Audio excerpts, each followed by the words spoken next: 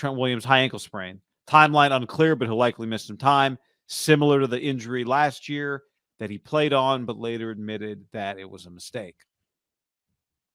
Not good. Azeez Al-Shire got hurt. Armstead didn't play. Ty Davis-Price is out. Not that that's relevant here because Trent. I did find myself watching Trent Williams again tonight when they did the little breakdown of him to start the second half, and it's just remarkable to watch how nimble he is, how special he is. I mean, it really is crazy. Well, he's their best player. Like him and Bosa are their best players, and he is an enormous loss. Like they can function without Kittle. Obviously, they are better with Kittle, but their offense can function without Kittle. I don't know. It's a pretty big disaster, guy. McGlinchey, at best, is average, only because he can function in the run game. He is a liability as a pass guy. So now you have a backup left tackle. That's a devastating blow. Honestly, they could function. I mean, he's an elite player without Bosa just because they have so much talent. I don't know. That is. There are differences in high ankle sprains. Like I think Mac Jones had clearly his whole ankle went. Trent got rolled up. It didn't look as bad as Mac's, but I don't know, man. I'm not blaming Kyle for the Trent thing because the guy fell on him, but Kyle's teams, fucking guys get injured at just rapid rates. Well, did it bother you at all the rate at which he ran Deebo right back into piles after Deebo almost got hurt? After Deebo, was down, came off the field, and then I mentioned this the other day, and I said this. He's going to kill Deebo. I said it on the show because he was asked if he thinks, the plays that he runs for Deebo put Deebo at higher risk than, if he didn't run Deebo around the line of scrimmage as much. And he said no, he thinks Deebo gets in all the same collisions wherever he is on the field. And if you were Kyle and if you were on Kyle's side, you would say that play last week against Seattle where Deebo had a breakaway, the only people on the field, there were 21 people behind Deebo, and somehow he ended up in a head-to-head collision. You'd say, see, that's evidence. That was but I disagree with Kyle, and I said it. I think you put Deebo at greater risk when you've got him basically like curling off screens inside the hashes. And, clearly it's like it's what he did with Trey Lance. He just thinks this is the best chance we have to win. He would say, we lost a 1-point game to the Broncos. How could I possibly hold anything back to protect somebody? But, 5 carries for Deebo. I think 4 of them were in the first half. It just felt like there is... Deebo takes a pounding with Kyle. Should there be any consideration for Deebo's health when it comes to play calling? That's the question. Because right now the answer is there is no consideration. And now you're 1-2, so there's not about to be. Like, they are in... I know it's early. It's a 17 game, but they are in kind of whatever we got to do with Deebo, we're going to do and hope that nothing bad happens range. I just don't. What do you change about it? Like you just have him run go routes? Like what? No, his plays historically have worked, and he's one of the best players in the league with the ball in his hands. And the easiest way to get him the ball in his hands is to hand him the ball or throw the screens. And if Jimmy's going to airmail him, you just got to hand him the ball more just to make sure he gets it. Because I remember an offensive coordinator told me one time, he said, everyone's so big on balance. This was years ago, like run pass balance, right? Teams, you've talked to these coaches. They want to stay balanced. And he said, the key is not run pass ratio. It's the ratio in which you get the ball in guys' hands. People have always been like, Andy passes too much. And he's like, look at Andy. If his running back is a big time player, a Shady McCoy, a Brian Westbrook back in the day, the Chiefs early on, Jamal Charles, he might not hand it to him 25 times, but he throws it to him. He might run it to him 12, and he targets him another 7 or 8. So his touches, the key is touches. And to me, the key with Deebo is touches. Yeah. And Ayuk is all in I guess Kittle you could give on a reverse or whatever. Ayuk's a receiver, right? He's a route runner. That's really what I would say Ayuk's best quality is, being able to get open. Deebo's best quality is the football in his hands, guys in front of him, able to make him miss, break tackles. I think it's a hard conundrum to be in. You watch Kittle tonight. I remember when they were thinking about signing, they weren't thinking. They didn't have a choice. Kittle's one of the best players on their team, and you need a contract extension.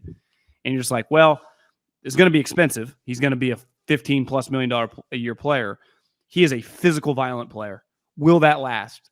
And he's already got hurt. He comes back. What does he play like? A physical, violent player. Every single time he catches the ball, what's he doing? Looking to break tackle, throw a guy off.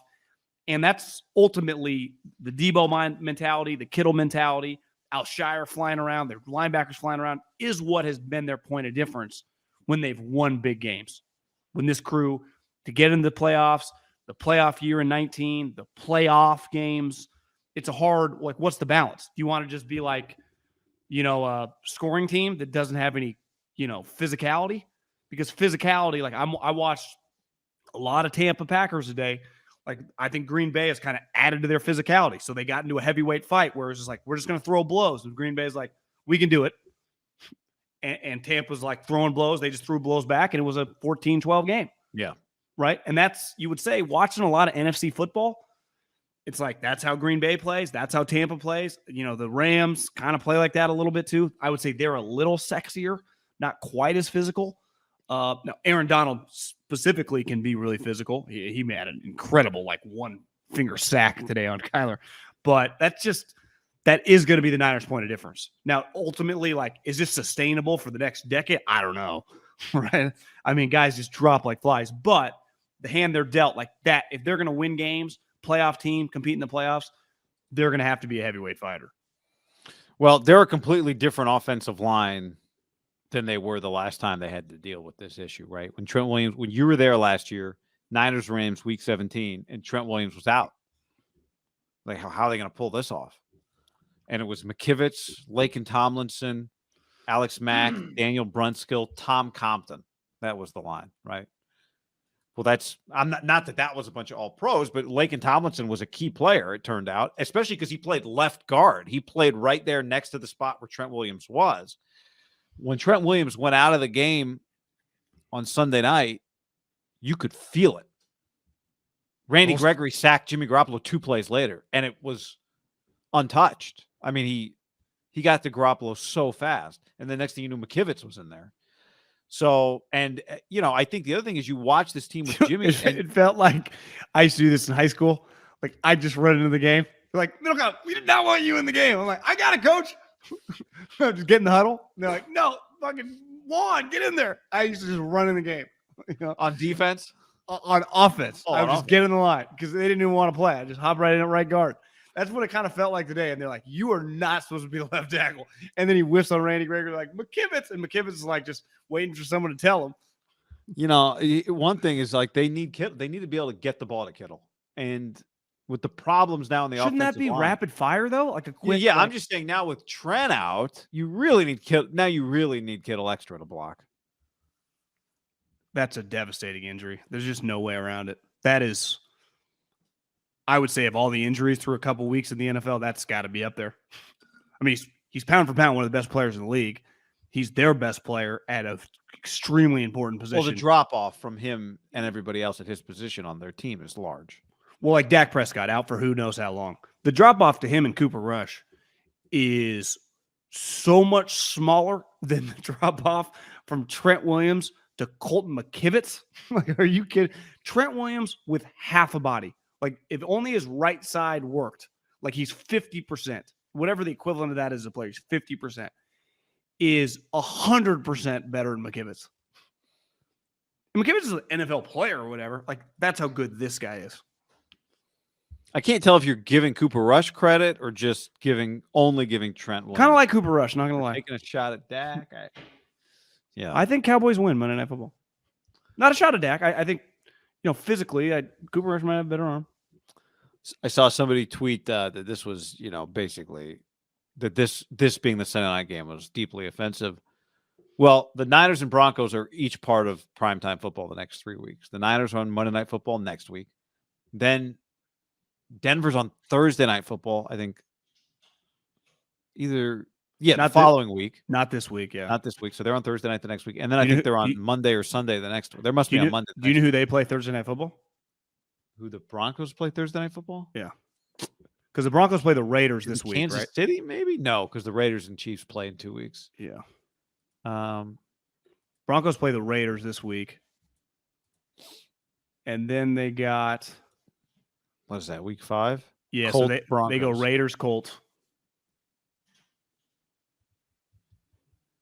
The Raiders, they lose again, 0-4, and the Broncos are all of a sudden 3-1. Everyone's like Nate Hackett's a village idiot, and he hires this guy off the scrap heap to manage his clock. And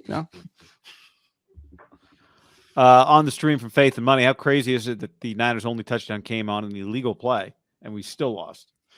I don't know that. I mean, to me, it's like it came on an illegal play. You're saying they should have got shut out of the end zone? Think about that. Their one touchdown came on an illegal play. I get his explanation, but it's like I got no issue with that. I don't know. Collinsworth was like, gray area. Now he would say that he's a receiver.